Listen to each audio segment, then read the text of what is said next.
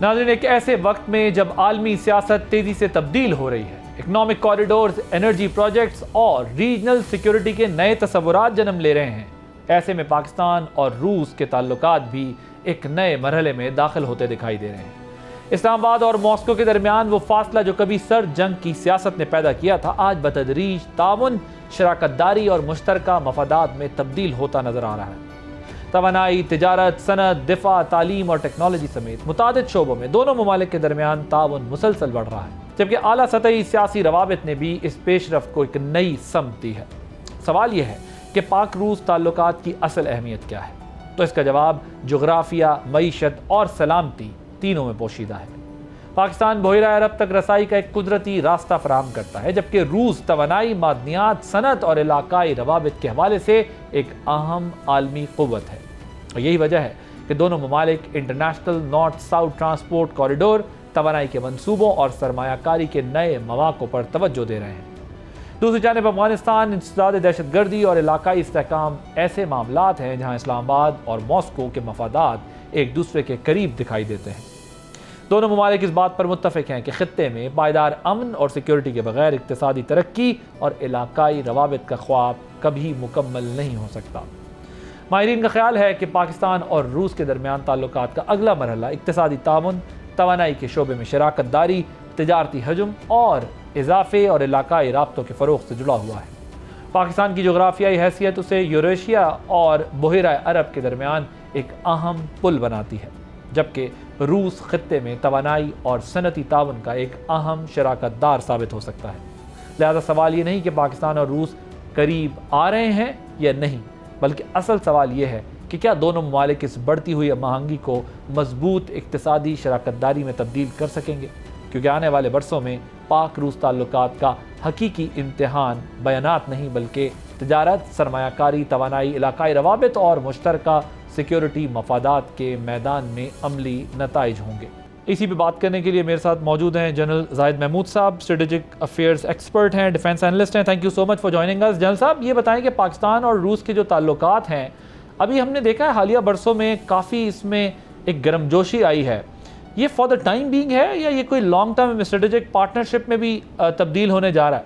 Ji, thank you very much Adil for having me. देखिए, पाकिस्तान और Russia का जो देखा जाए तो हमने काफ़ी अरसा तो अपनी हिस्ट्री का एक दूसरे के कंटेस्टेशन मोड में गुजारा। वो हमें सबको पता है हिस्ट्री में हम जैसे हम किस कैंप की तरफ चले गए जब हम सीटो सेंटो और फिर अमेरिकन साइड पे। हालांकि जो उस वक़्त के शुरू के जो प्राइम मिनिस्टर थे लियाकत अली खान, एक्चुअली वो चाहते थे कि हम रशिया के साथ बहुत अच्छे ताल्लुकात इस्तवार करें, बट सम और अदर एक नेशनल डिसीजन हुआ, एक स्ट्रेटेजिक डिसीजन हुआ, पाकिस्तान उस कैंप में चला गया। उसके बाद कंटेस्टेशन मोड में रहेंगे। इस वक्त जो प्रेजेंट टाइम रशिया है वो इस वक्त स्ट्रगल कर रहा है to regain its position in the geopolitics, और जियोपॉलिटिक्स में आने के लिए उसको फ्रेंड्स की ज़रूरत है, जियो इकोनॉमिक्स अपनी इम्प्रूव करने की ज़रूरत है। Although they are carrying the burden of the past.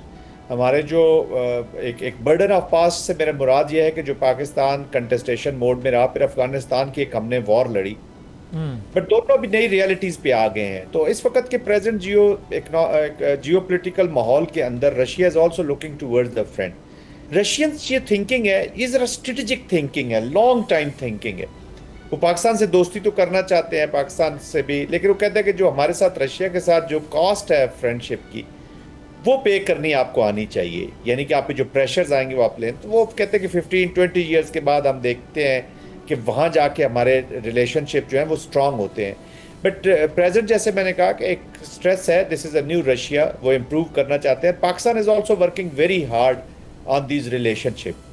मैं चूँकि ख़ुद एकेडेमिया से थोड़ा सा भी होने की वजह से हम ऑलरेडी एजुकेशन डिप्लोमेसी के ऊपर बहुत सारी चीज़ें कर रहे हैं। ऑल दो चैलेंजेस हैं, लैंग्वेज के चैलेंजेस हैं, बट रशिया बड़े कीनली पाकिस्तान को और ख़ास तौर पे पाकिस्तान के इस नए रोल के बाद पाकिस्तान के साथ अपनी पॉलिटिको इकनॉमिक जो उसकी और डिप्लोमेटिक जो टाइज़ हैं वो इम्प्रूव करना चाहता है। हमें सिर्फ ज़रूरत यह है कि हमें not considering any other country, मेरा बिल्कुल इशारा इंडिया की तरफ है कि हमें किसी और प्रिज्म से नहीं देखना। उनके इंडिया के साथ अपने तल्लुकात हैं, वो रहेंगे क्योंकि वो इंडिया की उनको ज़रूरत है। इंडो पैसिफिक में चूँकि इंडिया भागता है इंडो पैसिफिक के बीच में नेट सिक्योरिटी प्रोवाइडर वाले मोड में जो चैलेंज करती हैं रशियन इंटरेस्ट को। बट रशिया ने भी अपना वेपन्स बेचने हैं, Su-57 की बातें हो रही हैं और बहुत सारी उनकी डील चल रही हैं, S-400 की डील है, डिफेंस डील्स है। तो वो भी अपना एक इंटरेस्ट देख के इंडिया के साथ करता है। बट इसका ये मतलब नहीं है कि पाकिस्तान के साथ उसका सर वैसे मॉडर्न वर्ल्ड में डजंट रियली मैटर कि आपका किस कंट्री के साथ क्या रिलेशनशिप है, आपको अपनी इकोनॉमिक टाइज बेटर करने के लिए अपने नेशनल इंटरेस्ट या जियो स्ट्रेटेजिक पोजीशंस को देखते हुए आपने लोगों के साथ अपनी अलाइनमेंट्स करनी होती है। आई कम्प्लीटली अंडरस्टैंड कि आप क्या कह रहे हैं, क्योंकि ज़ाहिर एक हमारा पास्ट है और कुछ वो ग्रजेस, वो डिफरेंसेस भी होते हैं, वो जाते जाते जा रही हैं वो चीज़ें। और Indian market to be honest बड़ी मार्केट है जिसकी वजह से एक अट्रैक्शन रहती है लोगों को, लेकिन हम उसको एडवांटेज में कैसे कन्वर्ट करें ये इस वक्त हमारे सामने सवाल है। जनरल साहब ये बताएं कि ये जो पाकिस्तान और रशिया के बीच में जो एनर्जी का सेक्टर है उसमें जो है वो बहुत पोटेंशियल है। जो हमने देखा था कि पहले भी बहुत सारी बातें हुई, लेकिन इसको कैसे हम टैप कर सकते हैं, इसको कैसे, इस अपॉर्चुनिटी को कैसे हम जो है वो अपने बेनिफिट में कन्वर्ट कर सकते हैं, या उस पर क्या काम हो रहा है? देखिए, एक अच्छी स्ट्रेटजी वही होती है, एक अच्छी पॉलिसी वही होती है जिसमें आपके पास ऑप्शंस होती हैं। Russia can provide you options. Yes, उनके जो ऑयल का सेक्टर है या जो ऑयल में का हसूल है हमारा, उसके थोड़े सा 12 रिफाइनरीज के और इश्यूज हैं, बट उनको आप सॉल्व किया जा सकता है।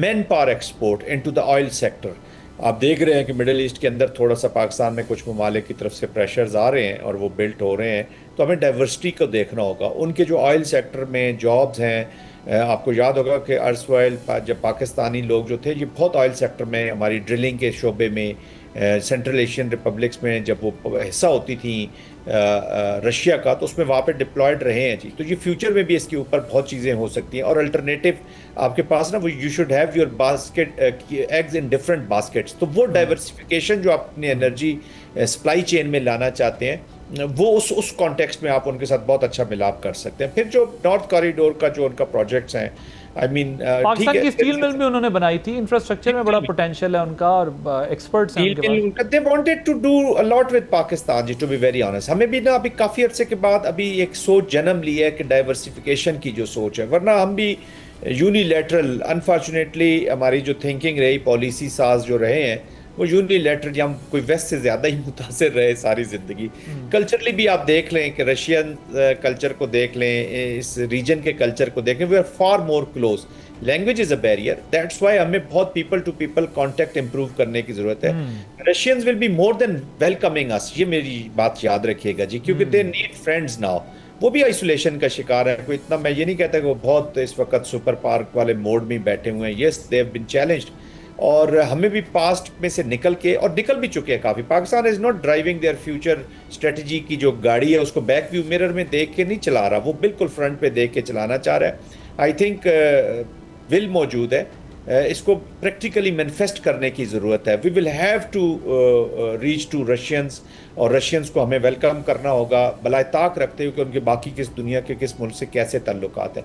जब आप स्टेक्स क्रिएट कर लेते हैं अपने मुल्क में इन्वेस्टमेंट के ज़रिए, पीपल टू पीपल कॉन्टेक्ट के ज़रिए, education diplomacy, soft core diplomacy के ज़रिए, ऑफ कोर्स हार्डवेयर भी आप वहाँ से ले सकते हैं। हमारे बहुत से ऐसे इक्विपमेंट्स हैं जिनकी रिपेयर मेंटेनेंस वगैरह वो रशिया से हो सकती है। ऑफ कोर्स वो अंडर रहते हैं, काफ़ी सैंक्शंस के अंडर रहते हैं, जिसकी वजह से हमें चैलेंजेस भी आते हैं, लेकिन उसके बावजूद आई थिंक डाइवर्सिफिकेशन का बेस्ट अपॉर्चुनिटी है विद रशिया।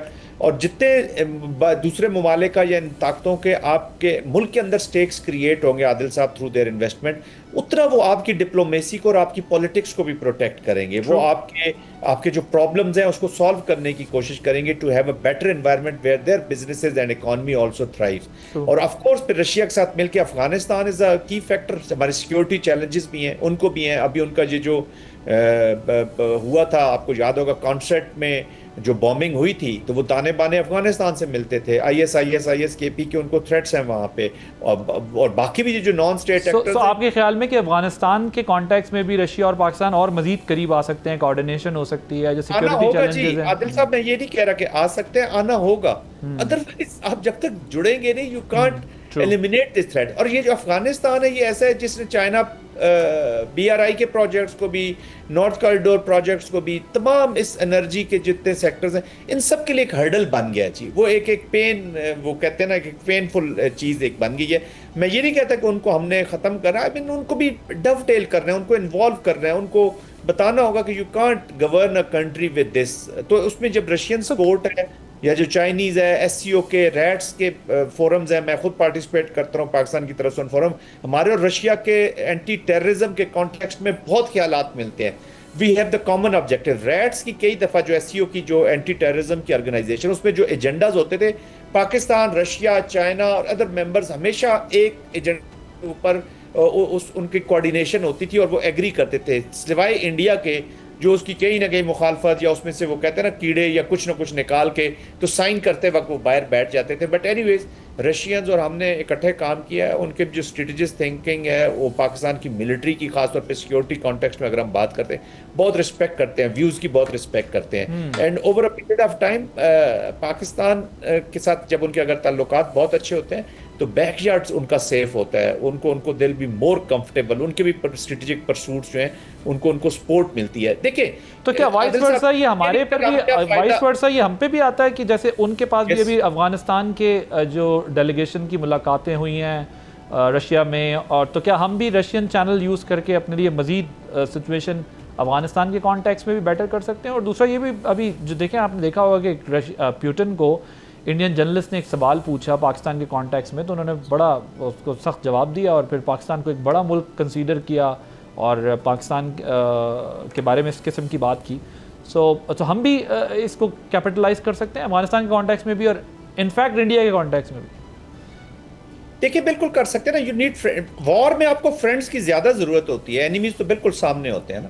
और पाकिस्तान हमेशा रेड सिंडिकेट एप्लीकेशन हमारे साथ अगेंस्ट रही है जी। ऐसे ममालिक भी हैं जिनका हम नाम नहीं लेते, शायद खबरों में भी ना आता हो, बातों में, वो भी पाकिस्तान को डिस्टेबलाइज करने में पेश रहे हैं। तो there are countries, it is the interest, आपने अपना इंटरेस्ट देखना। मैंने इसलिए आपके प्रोग्राम के शुरू में पहली बात की है कि हमें किसी और प्रिज्म से इन रिलेशनशिप को नहीं देखना। जैसे मैं स्ट्रेटजी की बात कर रहा था, it's like driving a car while looking ahead, back view mirror में हमने भी नहीं देखना, तो हमने भी इसको आगे लेकर जाकर चलना। ये इंसेंटिव्स हैं, हम उनको डिप्लोमेसी में जी आप बताते हैं कि आपको क्या फायदा है हमारी दोस्ती में, ये नहीं बताते कि मुझे आपकी जरूरत है क्योंकि मेरी मजबूरी है, आप ये नहीं होता। आपने रशिया को बताना है कि what you are gaining by friending Pakistan, befriending Pakistan, Pakistan के साथ दोस्ती में। और पाकिस्तान ने, उनको भी पता है कि पाकिस्तान का क्या क्या इंटरेस्ट है, तो दोस्ती आपकी अपनी इंटरेस्ट के साथ होती है।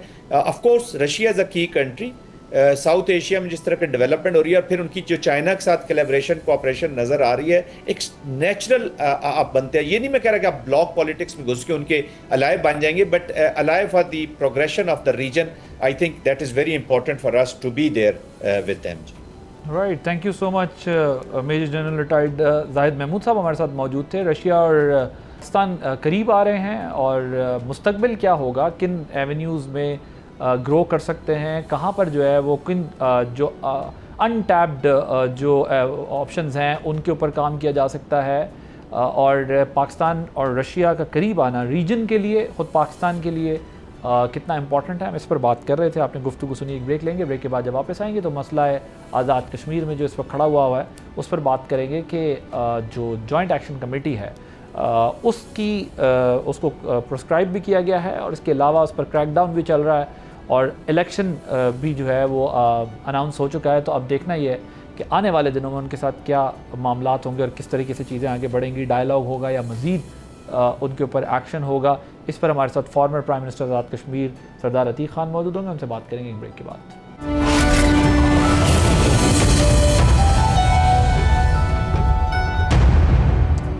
नाज़रीन, आज़ाद कश्मीर में आम इंतखाबात के लिए इंतखाबी अमल का बाकायदा आगाज़ हो चुका है, लेकिन इसी दौरान जॉइंट एक्शन कमेटी की जानिब से एहतजाजी तहरीक और लॉन्ग मार्च ने सियासी माहौल को कशीदा बना दिया है। हुकूमत का मौक़िफ़ है कि इंतखाबी शेड्यूल जारी होने के बाद एहतजाज का जारी रखना दरअसल जमहूरी अमल को मुतासर करने की कोशिश है। उधर दूसरी जानिब सुप्रीम कोर्ट आज़ाद कश्मीर भी अपने हालिया फैसले में वाज़ेह कर चुकी है कि इंतखाबात एक आइनी तकाज़ा हैं और एहतजाज या हंगामा आराई की बुनियाद पर उन्हें मौखिर नहीं किया जा सकता। हुकूमत का कहना है कि रियासत ने मुज़ाकरात के दरवाजे हमेशा खुले रखे। अमल दरामद कमेटियां भी बनी और मुज़ाकरात का सिलसिला भी जारी रहा, लेकिन उसके बावजूद एहतजाजी क़यादत ने दोबारा तसादुम की राह इख्तियार की। हुकाम का दावा है कि एक्शन कमेटी के बाद दफातर से असलहा बरामद होने और हालिया पुरतशद्दुद वाक़यात ने सूरत हाल को मज़ीद संगीन बना दिया है। हुकूमत का यह भी मौक़िफ़ है कि सयाहती सीज़न के दौरान हड़तालों और सड़कों की बंदिश से न सिर्फ रोज़मर्रा ज़िंदगी मुतासर हो रही है, बल्कि मकामी मईशत, कारोबार और हज़ारों ख़ानदानों के रोज़गार को भी नुकसान पहुँच रहा है। इसी बुनियाद पर इंतज़ामिया का कहना है कि अमन व अमान का क़याम और इंतखाबी अमल का तहफ़्फ़ुज़ रियासत की आइनी ज़िम्मेदारी है। दूसरी जानिब नाक़दीन सवाल उठा रहे हैं कि क्या अवामी मुतालबात को सिर्फ अमन व अमान का मसला करार देना काफ़ी है या उनके सियासी और आइनी पहलुओं पर भी तवज्जो दी जानी चाहिए। बहरहाल इस वक्त असल सवाल ये है कि आज़ाद कश्मीर में सियासी इख्तलाफात का हल सड़कों पर निकलेगा या इंतखाबी और आइनी अमल के ज़रिए इसे तलाश किया जाएगा, क्योंकि जमहूरी निज़ाम में पायदार तब्दीली का रास्ता बिलाखिर वोट, कानून और इदारों से ही होकर गुजरता है। इसी पर बात करने के लिए मेरे साथ मौजूद हैं फॉर्मर प्राइम मिनिस्टर हैं AJK के सरदार अतीक अहमद खान साहब। सरदार साहब, ये बताएं कि जो कश्मीर की इस वक्त करंट सिचुएशन है, इसको आप किस तरह देख रहे हैं? आपने एक प्रेस कॉन्फ्रेंस भी की डॉक्टर तारिक फजल चौधरी के साथ बैठकर और आपने इसको बड़े मुफस्सिल अंदाज में इस पर बात की, लेकिन इस वक्त जो सिचुएशन है उस पर आपकी क्या राय है कि मसला किस तरीके से जो है वो हल किया जाए? जी बहुत शुक्रिया। एक तो मेरी गुजारिश ये है कि मसला कोई आनन फानन रातों रात नहीं पैदा हुआ। बदकिस्मती से हम चीज़ों को बर वक्त हैंडल नहीं कर सकते। ये मसला पिछले चंद सालों में बनता रहा, ग्रो करता रहा और मुस्लिम कॉन्फ्रेंस का मेरा जो मौक़िफ़ था, अगर वो सोशल मीडिया पर रिकॉर्ड पे है, आप देखें तो हम बारहा कहते रहे कि ये मुतालबात अगर जायज़ भी है तो हिकमत अमली बहुत ख़तरनाक है, खून खराबे की तरफ जा रही है, कुछ तो खून की तरफ जा रही है, बदअमनी की तरफ जा रही है। लेकिन हमने हमारा कोई निज़ाम ऐसा है कि हम चीज़ों को मॉन्स्टर बनने देते हैं और उसके बाद फिर टैकल करने की कोशिश करते हैं। अब ये जो इस वक्त सूरत हाल है, अब इंतखाबात का शेड्यूल, जैसे आपने इंट्रो में कहा कि इंतखाबात का शेड्यूल आ चुका है। ऑल पार्टीज़ कॉन्फ्रेंस जो है वो इस बात पर मुत्तफ़िक़ है कि इंतखाबात बर वक्त होने चाहिए और हुकूमत को स्टेट की रेट बहाल करनी चाहिए। सुप्रीम कोर्ट ने भी उन फैसलों की तायीद की है, असम्बली ने भी उन फैसलों की तायीद की है। लेकिन एक तबका है जो इस सारी बात को मानने के लिए तैयार नहीं है, जिनके बेशुमार मामलात, मसाइल और मुतालबात मान लिए गए। हुकूमत पाकिस्तान ने ज़रूरत से ज़्यादा फ़राख दिली का मुज़ाहरा किया और उनके जायज़ नाजायज़, मैं बिल्कुल कहता हूँ खुलेआम कि जायज़ नाजायज़ मुतालबात को भी माना। यानी बिजली आप 12-15 रुपये पैदा करके 3 रुपये कैसे दे सकते हैं, लेकिन आपने ये बात भी मानी। इस सारी बात के बावजूद उनका एजेंडा बढ़ता गया और पिछली जो तहरीक थी इससे पहले वाली, उसमें 17 लाशें गिरी और 2.5-3 अरब रुपए की प्रॉपर्टीज़ को नुकसान पहुँचा। और अब की बार 38 में से 35 मुतालबात पूरे हो गए। लेकिन इसके बावजूद आज टूरिज़म का सीज़न है, आज़ाद कभी जलथल किया होता है, सारे पाकिस्तान से लोग जाते हैं। आज इंतखाबात की गहमा गहमी है, लोग तैयारी कर रहे हैं, आज नॉमिनेशन पेपर फाइल होने थे। लेकिन आप देखते हैं कि सारे सियासी अमल में क़यादत हमेशा सामने आती है, ज़िम्मेदारी कबूल करती है, मामलात को हैंडल करती है और आम लोगों की जान, माल, इज़्ज़त, आबरू का तहफ़्फ़ुज़ करती है, बचाती है। इस जॉइंट अवामी एक्शन कमेटी के मामले में मामला बिल्कुल उल्ट है कि आम आदमी निकलने की कोशिश कर रहा है, एहतजाज की कोशिश कर रहा है, थोड़े बहुत जो भी उनके साथ हैं, लेकिन क़यादत जो है वो गायब है और वीडियो मैसेज के ज़रिए बात करना चाहती है। और फिर उनके हक़ में फ़ितनतुल ख़वारिज भी बयान दे रहे हैं, उनके हक़ में बैंड तहरीक तालिबान भी बयान दे रही है, अफ़गानिस्तान से भी बयान आ रहे हैं और हिंदुस्तान का मीडिया भी जल बख्शी। और ये लोग आपने देखा कि उन्होंने कहा कि आज़ाद कश्मीर में जॉइंट अवामी एक्शन कमेटी मुश्किल में है और हुकूमत हिंदुस्तान को उसकी मदद करनी चाहिए। तो ये सारी बातें अगर आप मिला के देखें, इसमें अच्छे लोग भी होंगे, महज़ब लोग भी होंगे, ख़ानदानी लोग भी होंगे, मुहिब-ए-वतन लोग भी होंगे, लेकिन एजेंडा और ड्राइविंग फोर्स जो है, ड्राइविंग सीट ऐसे लोगों के हाथ में आ गई है जिनके एजेंडे का कश्मीर से, तहरीक आज़ादी से, आज़ाद कश्मीर से, मसले मसाइल से, पाकिस्तान के दिफा से, शुहदाए कश्मीर के खून से, तहरीक आज़ादी से कोई ताल्लुक़ दिखाई नहीं देता। उनका एजेंडा आज़ाद कश्मीर में बदअमनी, अफरा तफरी पैदा करके ऐसे हालात पैदा करना है कि जिस वक्त सारी दुनिया में पाकिस्तान के लिए नेकनामी के जज्बात का इज़हार किया जा रहा है, सारी रूए ज़मीन में, लेकिन सिर्फ 2-3 जगह ऐसी हैं कि हिंदुस्तान से बुरी ख़बरें आ रही हैं, इसराइल से बुरी ख़बरें आ रही हैं और इंतहाई दुखे दिल के साथ मैं कहता हूँ कि फिर आज़ाद कश्मीर से पाकिस्तान के लिए गर्म हवाएं आ रही हैं, इसका क्या मतलब है? इन सारी बातों का क्या तालमेल है? सवाल ये पैदा, बुनियाद मरसूस के बाद और ईरान अमेरिका मुज़ाकरात के बाद हमारा दुनिया में ग्राफ कहाँ पहुँचा हुआ है? हमारे बदतरीन मुखालिफ यूरोपियन मुल्क जो हैं वो कहते हैं कि पाकिस्तान को नोबेल प्राइज़ दें, फील्ड मार्शल को नोबेल प्राइज़ दें, शहबाज शरीफ को इनाम इकराम दें। दुनिया में हमारी बात कहाँ पहुँची हुई है? तो ये बात सारी, इसका डिज़ाइन ये दिखाई देता है कि कुछ लोग ये चाहते हैं कि आज़ाद कश्मीर के हालात इतने ख़राब हों ताकि हम दुनिया को ये कह सकें कि जी मकबूजा कश्मीर में हिंदुस्तान ने हालात ख़राब किए हुए हैं, और खुदा न खास्ता ये ब्लेम करें कि इधर भी यही सूरत हाल है, और वो पाकिस्तान कभी भी पाकिस्तान हिंदुस्तान बराबर नहीं हो सकते। से ये खबरें चलती रही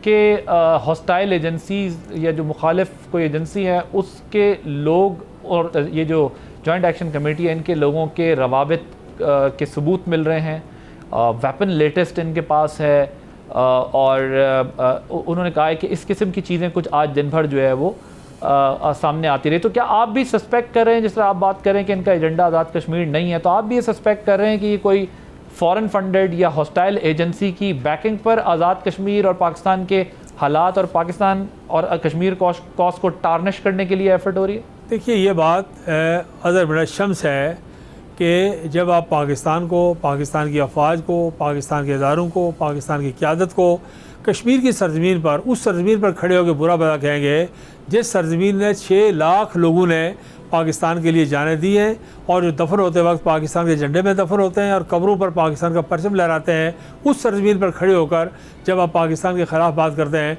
तो फिर दुश्मन के एजेंडे के अलावा और क्या कहा जा सकता है? इसमें कोई किसी देखिए ना, कोई अदालती शवाहद पेश करने की ज़रूरत नहीं है। सर्कमस्टांशियल जो एविडेंसेस हैं, वाक़ाती जो शहादतें हैं, वो इस बात की तस्दीक करती हैं कि ये एजेंडा पाकिस्तान मुखालिफ एजेंडा है, कश्मीर मुखालिफ एजेंडा है, और हर वो चीज़ जो पाकिस्तानी फ़ौज के ख़िलाफ़ है वो पाकिस्तान के ख़िलाफ़ है, तहरीक आज़ादी के ख़िलाफ़ है, और वो हमारे दुश्मनों के हक़ में है। इसमें कोई दो राय नहीं है। और ये असला, ये पैसा, ये हल्ला गोला, ये पब्लिसिटी, ये सोशल मीडिया, ये फितनतुल ख़वारिज की वीडियोज़ जिनका आपने जिक्र किया, और ये जो कुछ आज लैपटॉप पकड़े गए, कोई असला पकड़ा गया, और ये सारी बातें जो हैं, ये आखिर इसके कहाँ से ये सारा ये सिलसिला चल रहा है? इतना बड़ा कैसे मुनज़्ज़म हो गया 2-3 सालों के अंदर? और 2-3 सालों में फिर इन्होंने डिलीवर क्या किया? इन्होंने 15-20 लाशें दी, इन्होंने 147 FIR कटवाई, और FIR भी ज़्यादा हैं, मेरे ख्याल के मुताबिक 2-2.5 हज़ार के करीब हैं, लेकिन 147 की बात हो रही है, चलिए उसी को मान लेते हैं।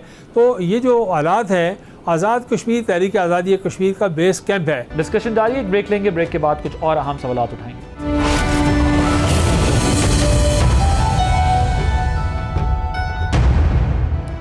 Welcome back. सरदार साहब, ये बताइए, जो 12 नशस्तों का मामला है, ज़ाहिर है इस पर बात भी हो सकती थी, कानूनी आइनी तरीके से इस मसले को हल भी किया जा सकता था, 38 में से 35 मुतालबात माने गए। तो ये जो 12 नशस्तों का मामला है, क्या इसका इंतज़ामी मामले से, यानी कश्मीर, आज़ाद कश्मीर के इंतज़ामी मामलात से हकीकतन ताल्लुक़ बनता है, या ये बहुत ज़रूरी है, या फिर ये अपने किसी पॉलिटिकल टारगेट के लिए, पॉलिटिकल गोल के लिए इस पर इतना सख्त स्टांस लिया गया है?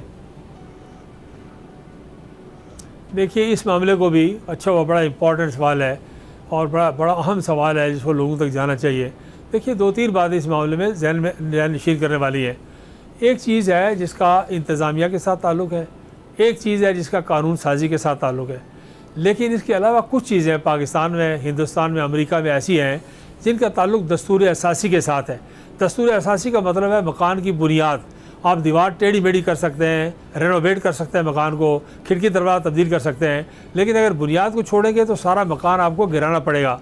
पाकिस्तान के दस्तूर असासी में जो फैसले हो गए वो दस्तूर साज फोरम ने किए, अमेरिका और हिंदुस्तान में दस्तूर साज फोरम ने किए। इसी तरह कश्मीर में जो 24 अक्टूबर 1947 को हुकूमत बनी, वो हुकूमत आज जम्मू और कश्मीर मुस्लिम कॉन्फ्रेंस के रहनुमा गाजी मिल्लत सरदार मोहम्मद इब्राहिम खान साहब की सदारत में बनी। आप अंदाज़ा करें कि 6 काबीना के वज़ीर थे, और उन 6 में से 5 का ताल्लुक़ जो है महाजरीन जम्मू और कश्मीर से था, श्रीनगर और जम्मू से उनका ताल्लुक़ था। आज़ाद कश्मीर से सिर्फ एक कर्नल अली अहमद शाह साहब थे, बाकी 5-6 के 5-6 जो हैं वो सारे के सारे उनका ताल्लुक़ पार से था। अब सवाल ये पैदा होता है कि आज़ाद कश्मीर की बुनियादी पहली हुकूमत को वही हैसियत हासिल थी जो पाकिस्तान में, हिंदुस्तान में, दुनिया के किसी मुल्क में एक दस्तूर साज फोरम को हासिल होती है। दस्तूर साज फोरम को कोई कानून साज असम्बली नहीं छेड़ सकती, कोई हाई कोर्ट, सुप्रीम कोर्ट नहीं छेड़ सकता। बिल्कुल मैं हतमी तौर पे थोड़ा बहुत कानून का और सियासत का मैं तालिब इल्म में आपसे कहता हूँ। इस बात का ताल्लुक़ इस बात के साथ है कि पाकिस्तान 80 साल से ज़्यादा अरसे से जम्मू और कश्मीर के अवाम के हक़ खुद इरादियत का मुकदमा लड़ रहा है। जीता या नहीं जीता, लेकिन हिंदुस्तान के मुकाबले में पाकिस्तान की पोजीशन बदरजहाँ ज़्यादा मजबूत है, मॉरली, पॉलिटिकली, साइकोलॉजिकली और डिप्लोमेटिकली। इसलिए कि वो एक ही बात पर कंसिस्टेंटली मौजूद है कि कश्मीरी को आके खुद इरादियत मिलना चाहिए। अब अगर आप दो बातें, एक एक रियासत जम्मू और कश्मीर के किसी हिस्से की हैसियत आप तब्दील नहीं कर सकते कि आज़ाद कश्मीर या गिलगित बल्तिस्तान को सूबा बनाना चाहें, जिस तरह कल बहुत मोहतरम है बिलावल भुट्टो साहब उन्होंने कहा, यह अक़वाम मुत्तहिदा की करारदादों की खिलाफ वर्जी, आप हिंदुस्तान वाला काम नहीं कर सकते इसको। दूसरा, रियासत के किसी हिस्से की आबादी को डी फ्रेंचाइज नहीं कर सकते, वोट के हक़ से महरूम नहीं कर सकते। अगर आप घर में आके खुद इरादियत से महरूम कर दें तो आप उसी सांस में कैसे ये कह सकते हैं आलमी सतह पर कि हम कश्मीरी के हक़ खुद इरादियत का मुकदमा लड़ रहे हैं। और इससे बैनुल-अक़वामी हमारे मुकदमे की बुनियादें खोखली हो जाती हैं और हिंदुस्तान आलमी अदालत में चला जाएगा जी कि पाकिस्तान तो अपने बुनियादी मुकदमे से पीछे हट गया है, घर में लोगों को राइट ऑफ वोट से इनकार कर दिया है, अब कश्मीरियों के लिए कौन सा राइट ऑफ वोट मांगता है। तीसरी बात गौर कीजिए कि हिंदुस्तान ने 40 लाख लोगों को बाहर से लाके हिंदुओं को आबाद किया, गैर कश्मीरियों को 36 लाख को पेपर जारी हो चुके हैं, 4 लाख बाकी है। डेमोग्राफिक चेंजेस के, डेमोग्राफिक स्ट्रक्चर चेंज कर दिया। अब पाकिस्तान के अंदर जो लेजिटिमेट वोटर्स हैं कश्मीर के, आप उनको महरूम करना चाहते हैं। एक बुनियादी महसूस और हो गया तो हिंदुस्तान आपके साथ मुज़ाकरात की मेज़ पर आएगा और कहेगा कि सस्वा में राय करवाएं, आप 80 साल से मुतालबा करें रायशुमारी का। मुझे ये बताइए कि वो 40 लाख हिंदू जो उनको हक दे के मेज़ पर बैठाएगा और आप जो 40-45 लाख लोग ये माजरीन हैं इनको वोट से हक से महरूम करते। देखिए, अगर किसी को नुमाइंदों पर एतराज़ है तो नुमाइंदे अच्छे लेके आएँ। इलेक्शन में धांधली होती है तो एस्टैब्लिशमेंट और पाकिस्तान की 2-3 बड़ी जमातें बैठ के फैसला करें कि धांधली नहीं करेंगे, कश्मीर के इलेक्शन में नहीं होगी। कोई और बात है तो हिकमत अमली ठीक करें। हिकमत अमली ठीक करने के बजाय आप बुनियादों को उखाड़ना चाहते हैं, ये नहीं कर सकते। ये हमारे हक़ खुद इरादियत का मुकदमा है। इनके पीछे 6 लाख जम्मू और कश्मीर के लोगों का लहू है, हिजरत है, इस्मत दरी है, ज़मीन, जान, माल, इज़्ज़त, आबरू, प्रॉपर्टी की कुर्बानी है। आज लोग जेल में जो गल सड़ रहे हैं ये उनके अजीज़ व अक़ारब हैं जिनको हम माजिर आप और हम माजिर कहते हैं। कैसे महरूम किया जा सकता है? मैं उस दिन भी सुन रहा था, प्रेस कॉन्फ्रेंस में भी आपने इस बात का हवाला दिया। आप समझते हैं कि ये अगर 12 नशस्तें ख़त्म कर दी जाती हैं तो ये जो मकबूजा कश्मीर के लोग हैं उनकी जो फैमिलीज़ हैं ये उनके साथ ज़्यादती होगी?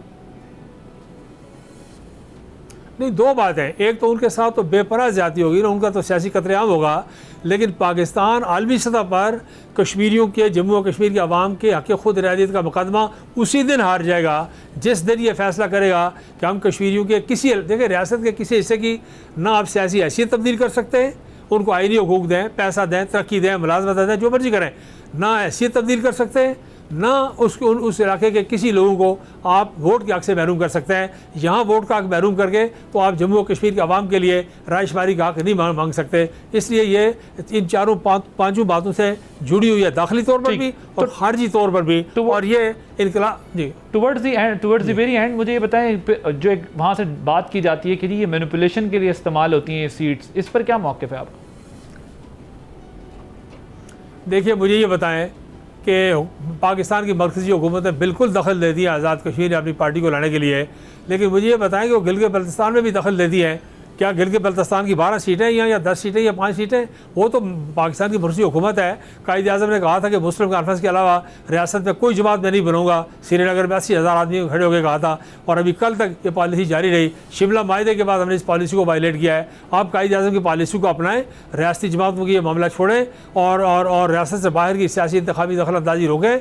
इसका माजरीन के साथ क्या सवाल ये पैदा होता है कि माजरीन जो है वो माजरीन है, शुहदा के वारिस हैं, गाजियों और मुजाहिदों के वारिस हैं, तहरीक के वारिस हैं, हक़ खुद इरादियत का हिस्सा है। और ये कहना कि इतने पैसे खर्च कर गए, ये पैसे डेवलपमेंट की आपकी इतला के लिए मैंने शुरू किए थे, पहले असम्बली में नहीं थे। मैं जब 2006 में पहली बार वज़ीर-ए-आज़म बना तो मैंने ये डेवलपमेंट फंड शुरू किया था, अल्लाह का शुक्र है। और मैं अगर हुकूमत में दोबारा भी आया, लेकिन अगर मौका मिलेगा तो इसमें इजाफा करूँगा। पैसे देखिए, 2.5 खरब से ज़्यादा पैसा पाकिस्तान हमें देता है। अगर उसमें से 12-15 करोड़ रुपए सालाना हम पाकिस्तान की सरजमीन पर खर्च करते हैं तो किसको मरोड़ पड़ने चाहिए? 2.5 खरब लेते हुए तो हमें तकलीफ नहीं होती, लेकिन 12 करोड़ रुपए खर्च करते हुए हमें तकलीफ होती है। ये क्या बात हो गई? तो ये बड़ा जुल्म है। मैं समझता हूँ कि पाकिस्तान की जनरोसिटी के साथ, फ़राख दिली के साथ पाकिस्तान ने तो कश्मीरियों का हर जायज़ नाजायज़ बात मानी है इस अरसे में, और इन लोगों की एक्शन कमेटी वालों की। इसलिए उनको चाहिए कि मासूम जानों का खून गिराने से रुकें, मेहरबानी करें, हथियार फेंकें, कि आदत उनकी बाहर आए और आके जिस तरह कलदम तंजीम के जो तकाजे हैं वो पूरे करें। और ये बात आहिस्ता से इंशाल्लाह ठीक हो जाएगी। आप देखेंगे कि लॉ एंड ऑर्डर अगर फाटा में ठीक हो सकता है, कराची में ठीक हो सकता है, डी चौक में ठीक हो सकता है, GB में ठीक हो सकता है, तो आज़ाद कश्मीर में भी जत्था कल्चर जो है ये ठीक हो जाएगा इंशाल्लाह। बिल्कुल 100% सेटल हो जाएगा आने वाले दिनों में इंशाल्लाह। Right, thank you so much. Sardar Atiq Ahmed Khan Sahab former prime Kashmir हमारे साथ मौजूद थे। वो कह रहे हैं जत्था कल्चर ठीक हो जाएगा, अगर पूरे पाकिस्तान में ठीक हुआ है तो आज़ाद कश्मीर में भी ठीक हो जाएगा। और ये बिल्कुल नामुनासिब तरीके से एहतजाज किया जा रहा है, बल्कि गैर कानूनी तरीके इख्तियार करके जो है वो किया जा रहा है, जिसको किसी भी सूरत टॉलरेट नहीं किया जा सकता। आपने प्रोग्राम देखा, आदिल अब्बासी को इजाज़त दीजिए। अल्लाह हाफ़िज़।